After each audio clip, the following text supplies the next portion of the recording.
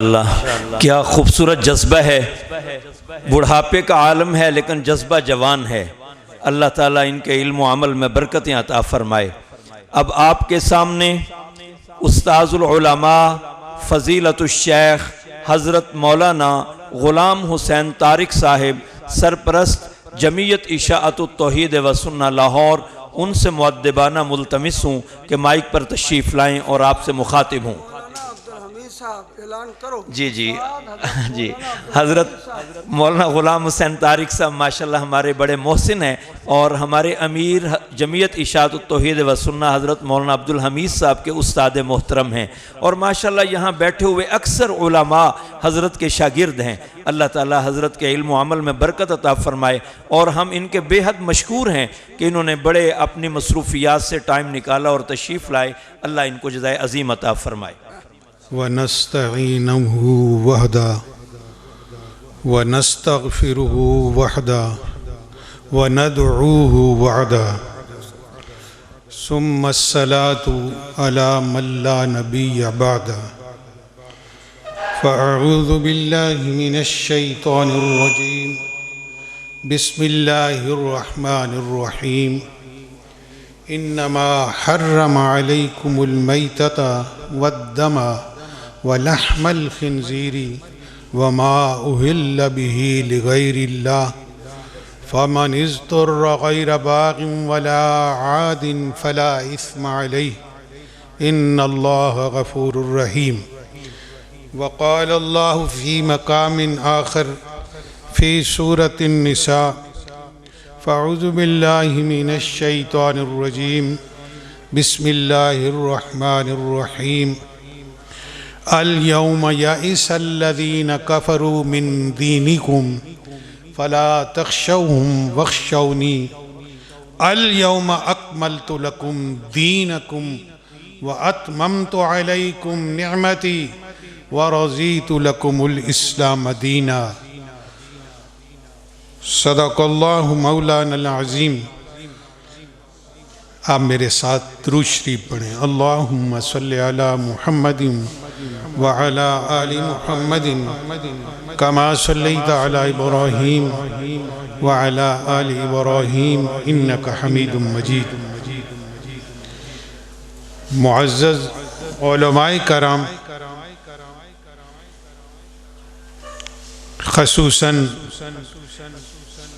میرے برادر مکرم بزرگوار حضرت مولانا منظور مخدوم صاحب، جو میرے ایک قسم کے شیخ القرآن مولانا غلام اللہ خان رحمت اللہ علیہ، سب کہہ دو رحمت اللہ علیہ کے شاگردوں میں سے ہے۔ اس حیثیت سے میں نے برادرم کہا کہ شاگرد بھائی بھائی ہوتے ہیں، جیسے بتیوں اور مشرکین کے پیر بھائی ہوتے ہیں کہ فلانا پیر بھائی ہے، کہ وہ بھی مزاروں پہ سجدے کرتا ہے، میں بھی کرتا ہوں، وہ بھی غیر اللہ کی نظر و نیاز دیتا ہے، وہ پیر بھائی اور اس کا بڑا لحاظ رکھتے ہیں۔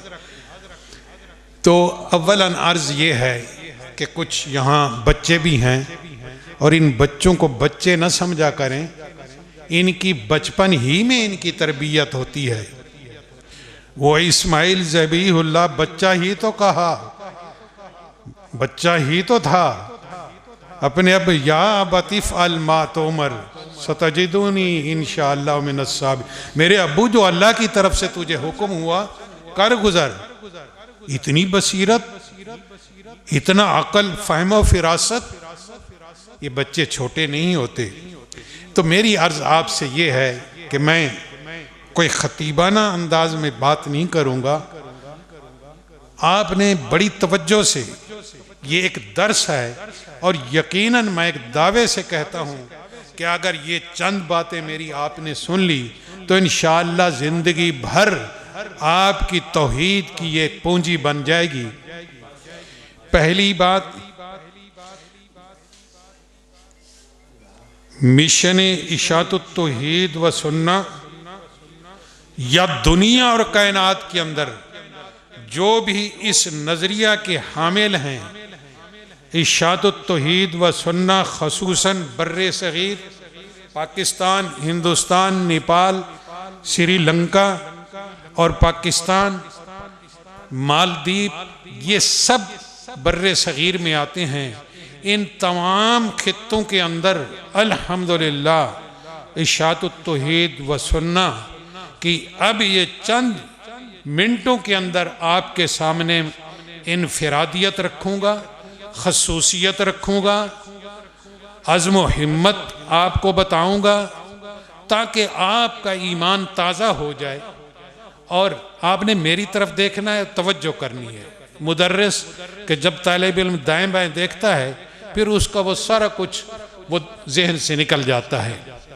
جیسے میں نے عرض کیا چند منٹ لوں گا، آپ نے اس کو سبق کی طرح یاد کرنا ہے۔ تو اللہ تعالیٰ نے جو اشاعت التوحید و سنہ کو اس بر صغیر میں اور اس نظریہ رکھنے والوں کو پوری دنیا اور کائنات کے اندر جہاں بھی ہیں، جو اللہ نے شان اور عظمت بخشی ہے دلائل کے لحاظ سے، وہ الحمدللہ اس پر ہمارا فخر ہے اور دعویٰ ہے دنیا کے اندر کسی مسلک اور کسی مذہب کے پاس یہ نہیں ہے۔ پہلی صفت، پہلی انفرادیت، پہلا امتیاز، ابھی انشاءاللہ آپ کو میں ایک خوشخبری بھی سناؤں گا کہ مشن اشاعت التوحید پر عمل پیرا ہونے والوں کے لیے اللہ نے قرآن کریم کے اندر تمغہ بصالت دیا ہے، تمغہ جرت دیا ہے، ستارہ جرت دیا ہے، تمغہ امتیاز دیا ہے، اور دلیل قاطعہ برہان بین کے ساتھ آپ کے سامنے یہ بات رکھوں گا۔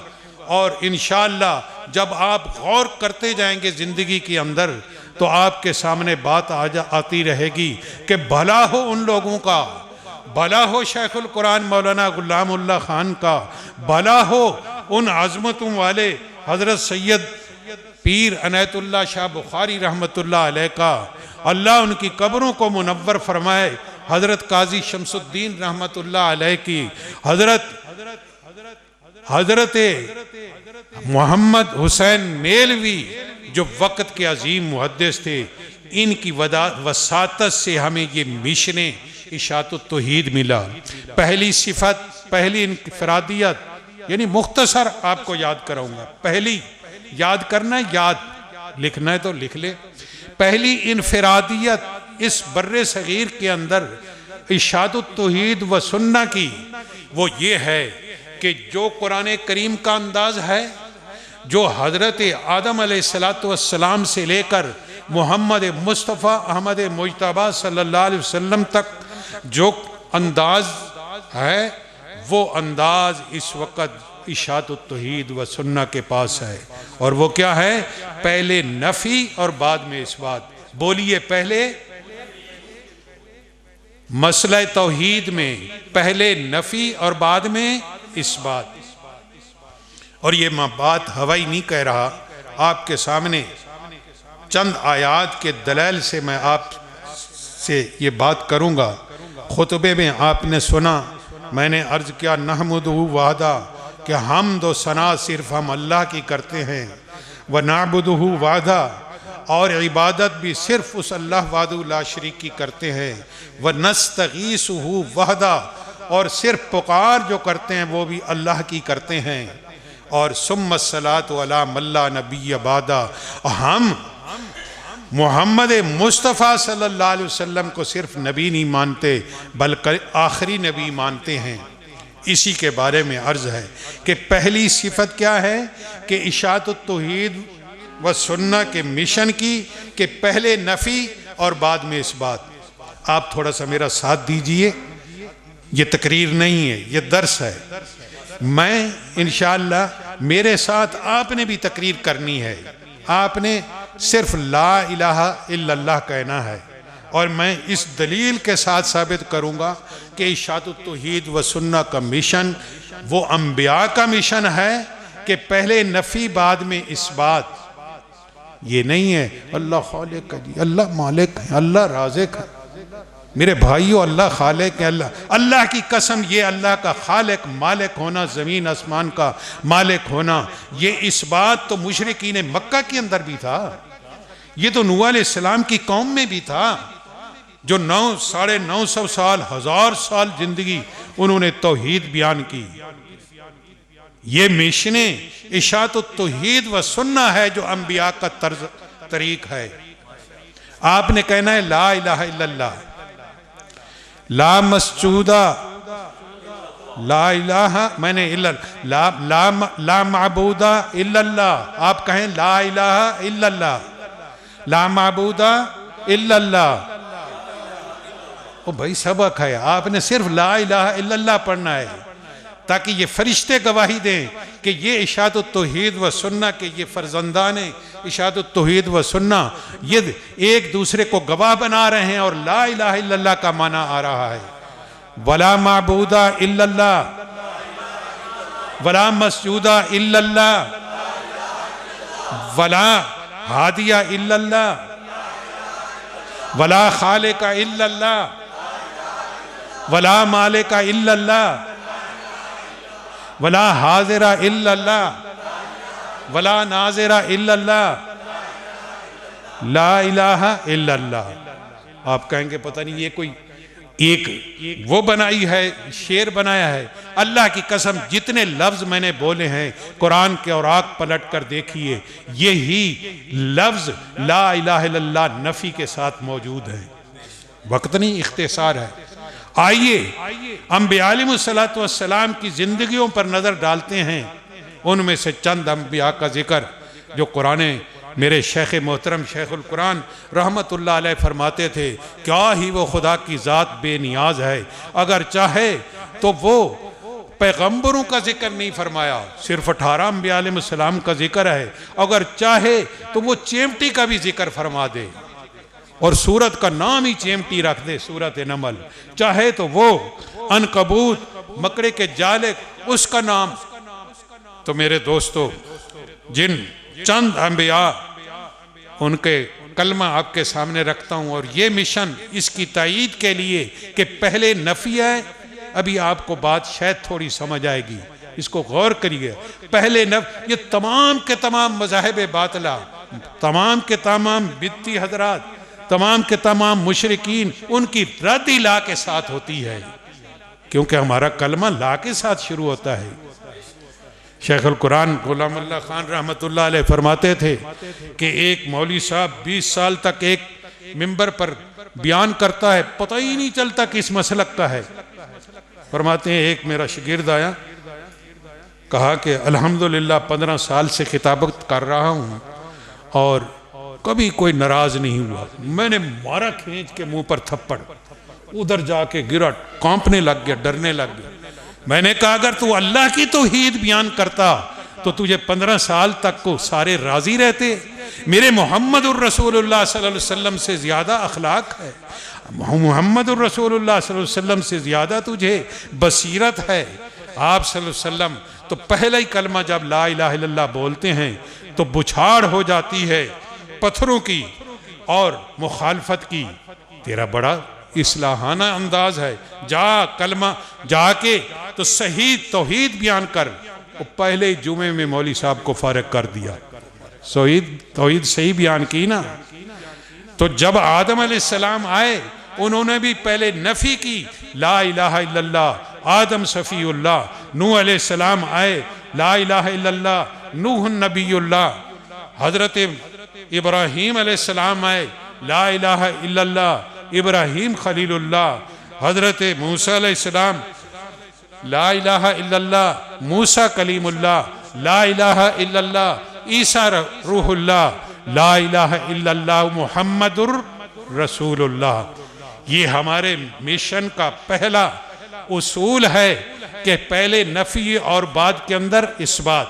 آئیے دوسرا ایک وہ مسئلہ میں عرض کرنے لگا ہوں کہ شاید آپ لوگوں کے نظروں میں پہلے کم ہو، کہ جس سے تکمیل دین ہوتی ہے، توجہ ہے، جس سے تکمیل دین ہوتی ہے، یعنی دین مکمل ہوتا ہے، تکمیل اسلام ہوتا ہے اور تکمیل قرآن ہوتا ہے، اس مسئلے کے حاملین بھی الحمدللہ اشاعت التوحید و سنہ ہے۔ وہ کیا مسئلہ ہے؟ انما حرم علیکم المیتۃ والدم، ہم نے آپ پر حرام کر دیا ہے اے مسلمانوں، جو جانور خود بخود مر جائے یا ذبح کرتے ہوئے اس کے گلے سے دم مسفوح نکلتا ہے وہ بھی حرام ہے، لیکن پہلے حرام سے یہ بڑا حرام ہے، اور اس سے بڑھ کر حرام فرمایا وَلَحْمَ الْخِنْزِيرِ، اور اس سے بڑھ کر حرام فرمایا وَمَا أُهِلَّ بِهِ لِغَيْرِ اللَّهِ، وَمَا أُهِلَّ بِهِ لِغَيْرِ اللَّهِ۔ میرے دوستو، مجھے آج وہ یاد آ رہی ہے جب میرے شیخ محترم، میرے استاد محترم مولانا غلام اللہ خان رحمت اللہ علیہ کا جنازہ سامنے پڑا تھا، لیاقت باد راول پنڈی کے اندر جنازہ ہونا تھا، اور میرے شیخ المشائخ، میرے دادا استاد حضرت مولانا قاضی شمس الدین، جو شمس العلماء والدین حقیقتاً تھے، وہ سٹیج پر آئے اور تعلیم القرآن کی جامع مسجد کے اندر کچھ لوگ جنازہ میت کے ساتھ تھے اور وہ مسجد بھری ہوئی تھی، اور یہ مسئلہ بیان کیا، توجہ، یہ مسئلہ بیان کیا کہ چھوٹا حرام خود بخود جانور مر جائے، اس سے بڑا حرام دم مسفوح، کیوں اس سے بڑا حرام؟ یہ ترقی من الادنیٰ الی الاعلیٰ ہے۔ قرآن ایک نظم و نسق اور ایک ترتیب والی اور ایک اللہ کی کلام انتہائی فصاحت و بلاغت رکھتی ہے، کبھی ترقی من الادنیٰ الی الاعلیٰ ہوتی ہے، کبھی من الاعلیٰ الی الادنیٰ ہوتی ہے۔ یہاں چھوٹے، پہلے چھوٹے کو ذکر کیا، اس سے بڑے کو، اس کے بڑے کو، یہ قاضی شمس الدین صاحب کے الفاظ ہیں، اور یہ دلیل دی کیونکہ اس خون کی وجہ سے وہ جسم کے اندر جو رہ جاتا ہے، اگر 100 دفعہ بھی اللہ تکبیر پڑھیں اللہ اکبر، وہ جانور حلال نہیں ہوگا جب تک کہ آپ ان 4 یا 3 رگوں کو آپ جو نرخرے کے نیچے ہیں نہیں کاٹیں گے، کیونکہ وہ دم مسفوح کو اللہ نے اپنی قدرت اور اپنی ہی حکمت سے وہ حرام کیا، وہ جسم کے اندر ہے۔ اگر آپ پیٹ سے کاٹ دیں، ٹانگوں سے کاٹ دیں، جانور مر تو جائے گا، تکبیر پڑھیں لیکن حلال نہیں ہوگا، کیوں اس دم مسفوح کی وجہ سے پورا جسم حرام تھا۔ تو معلوم ہوا کہ وہ دم مسفوح جس کی وجہ سے وہ پورا جانور حرام تھا، وہ دم مسفوح سے زیادہ ہے۔ اور تیسرے نمبر پر لحم خنزیر، وہ جو مردار جانور ہوتا ہے، اس کی ہڈی کے اندر رطوبت ختم ہو جائے، اس کو استعمال کر سکتے ہیں، اس کے بال استعمال کر سکتے ہیں، اس کی کھال کو دباغت اگر اس کو یعنی خشک کر دیں، تراوٹ نکل جائے، اس کو بھی وہ پاک ہے، استعمال کر سکتے ہیں۔ لیکن خنزیر کی کوئی چیز، کھال، بال، گوشت، اس کے سم، اس کے سینگ، اس کے دانت، وہ استعمال نہیں ہوتے۔ معلوم ہوا قرآن ترتیب دے رہا ہے کہ پہلا چھوٹا حرام اور بعد میں بڑا حرام۔ اب ذرا دل کو تھام کر بیٹھیے، آپ تو ماشاءاللہ موحد ہیں، لیکن جہاں یہ مسئلہ بیان کریں گے پھر بڑی آزمائش آئے گی۔ اور فرمایا وَمَا أُهِلَّ بِهِ لِغَيْرِ اللَّهِ، اور سب سے بڑھ کر حرام جو ہے وہ اللہ کے علاوہ کسی کے نام زد کر کے، کسی کی نظر و نیاز دے کے غیر اللہ کے نام پر وہ نامزد کیا جائے، چاہے وہ بکرا ہے، چاہے وہ فرنی ہے، چاہے وہ کھیر ہے، چاہے وہ بریانی ہے، چاہے چاول ہیں، چاہے وہ لکڑی ہے، چاہے وہ پتھر ہے، چاہے وہ کپڑے ہیں۔ یہ علامہ شامی نے لکھا ہے وہ سب کی سب خنزیر سے بھی بدتر ہے، چاہے وہ علی حجویری داتا کی نظر و نیاز ہو، سب کا ہو حرام ہے، چاہے خانہ معین الدین شتی رحمت اللہ علیہ کی نظر و نیاز ہے، حرام ہے، سور سے بھی زیادہ حرام ہے، خنزیر سے بھی زیادہ حرام ہے، چاہے وہ کسی اور بزرگ کی ہو، حرام ہے۔ تو یہ دلیل ہے اس کی۔ تو اس میں فرمایا سورۃ نساء کے اندر آیت نمبر 3 کے اندر کہ اے مسلمانوں، حجت الوداع کے اندر محمد الرسول اللہ صلی اللہ علیہ وسلم یہ خطبہ دے رہے ہیں اور فرما رہے ہیں کہ آج تمہارا دین مکمل ہو گیا ہے۔ کیوں کہ آج الیوم یئس الذین کفروا من دینکم، آج کے بعد آج کفار نا امید ہو گئے ہیں، کیونکہ آپ نے اتنا بڑا اہم مسئلہ بیان کر دیا کہ وہ جس کو تبرک سمجھتے تھے، جس کو نیاز سمجھتے تھے، اس کو حرام کیا۔ تو اللہ نے فرمایا اب میری طرف توجہ کیجئے، اللہ نے اب تمغہ رسالت بسالت بھی دیا، تمغہ امتیاز بھی دیا اشاعت التوحید و سنہ کے مشن پر چلنے والوں کو، اور ستارہ جرت بھی دیا، اور اللہ نے یوں بھی فرمایا، میں اپنے لفظوں میں کہہ رہا ہوں کہ اے موحدو آج میں تم پر خوش ہو گیا ہوں۔ اللہ فرما رہے ہیں اے موحدو آج میرا ہاں ٹھر گیا، اے موحدو آج مجھے تم نے خوش کر دیا۔ مزہ ہی آ گیا تے چس ہی آ گئی۔ یہ میں اشارت النص جو قرآن کے الفاظ ہیں اس سے عرض کر رہا ہوں۔ آج میں تمہیں اپنی رضامندگی کا سرٹیفکیٹ دیتا ہوں کہ تم نے ایمان لاتے ہوئے کہا تھا کہ یا ایھا الذین آمنوا اوفوا بالعقود احلت لکم بہیمۃ الانعام، کہ تم نے ایک بہت بڑا وعدہ کیا تھا، یا اللہ تیرے حلال کردہ چیزوں کو حلال سمجھیں گے، حرام کردہ چیزوں کو حرام سمجھیں گے، اور آج سب سے بڑا حرام جو غیر اللہ کی نظر و نیاز ہے، آج ببانگ دوہل میرے نبی نے اعلان کر دیا، اور آج کے بعد دین بھی مکمل ہو گیا۔ جب دین الیوم اکملت لکم دینکم واتممت علیکم نعمتی فلا تخشوہم واخشونی، اس مسئلے بیان کرنے کے اندر کسی سے ڈرنا نہ، میرے سے ڈرنا۔ اور پھر آگے فرمایا وَرَضِيتُ لَكُمُ الْإِسْلَامَ دِينًا، میری رضامندگیاں بھی تمہارے ساتھ ہیں۔ اور چوتھا مشن کی خصوصیت اشاعت التوحید و سنہ کی، وہ یہ ہے کہ ہم اشاعت التوحید و سنہ کا نظریہ رکھنے والے اللہ کے قرآن پر اعتماد رکھتے ہیں کہ نہیں؟ اللہ کے قرآن کو چھوڑ کر کوئی محند علی المفند کی طرف جاتا ہے، کوئی اپنے بزرگوں کی اقوال کی طرف جاتا ہے، کوئی اپنے خوابوں جو بزرگوں کے خوابوں کی طرف جاتا ہے، لیکن اشاعت التوحید و سنہ کا اللہ کے قرآن پر اعتماد ہے۔ آپ میری تائید فرمائیں، ایاک نعبد و ایاک نستعین، کہ ہم اللہ ہی کی عبادت کرتے ہیں اور اللہ ہی سے ہم مانگتے ہیں اور اللہ ہی کی سور و پکار کرتے ہیں، اعتماد ہے کہ نہیں؟ ان الذین تدعون من دون اللہ لن یخلقوا الذبابا، جو اللہ کے سوا غیروں کو پکارتے ہیں وہ مکھی کے مالک بھی نہیں، اعتماد ہے کہ نہیں؟ ومن اضل ممن یدعو من دون اللہ، اس پہ اعتماد ہے کہ نہیں؟ غیر حق را ہر کے خانت اے پسر کی استدار عالم ازو گمراہ تر۔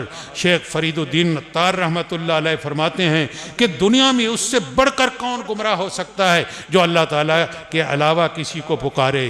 اور آخری بات، ہمارا یہ مسلک ہے کہ مقصود کائنات، ہمارے اشاعت التوحید و سنہ کا یہ عقیدہ ہے کہ مقصود کائنات، تخلیق کائنات، اس کا مقصد اللہ کی توحید ہے، اس کی مقصد اللہ کی توحید ہے۔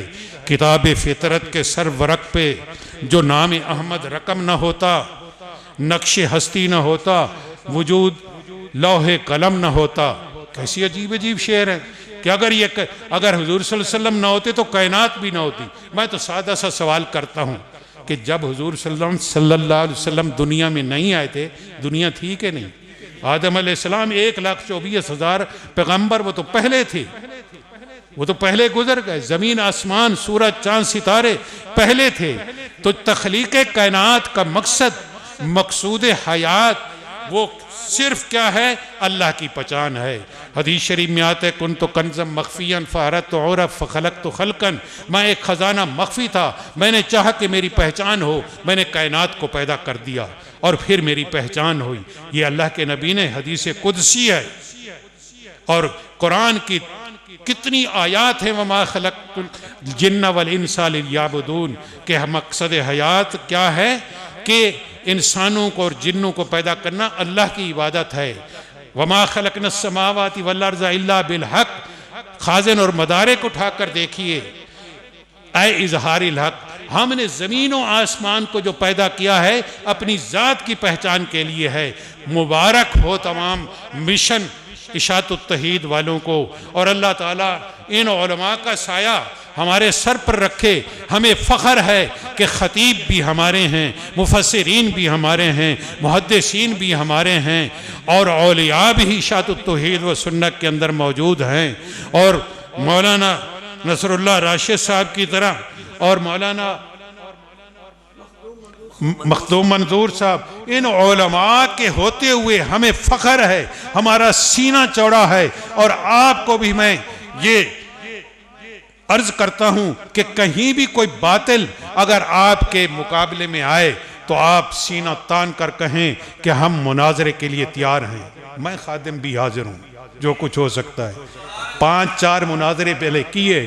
قاضی شمس الدین رحمت اللہ علیہ فرماتے تھے 82 مناظرے ہم نے بتیوں کے ساتھ کیے، اور وہ ہماری کڑکی کے اندر، ہمارے پنجرے کے اندر صرف 2 دفعہ وہ پھنسے کہ اندر ملک صاحب کی حویلی میں تھے، باہر سے ہم نے تالا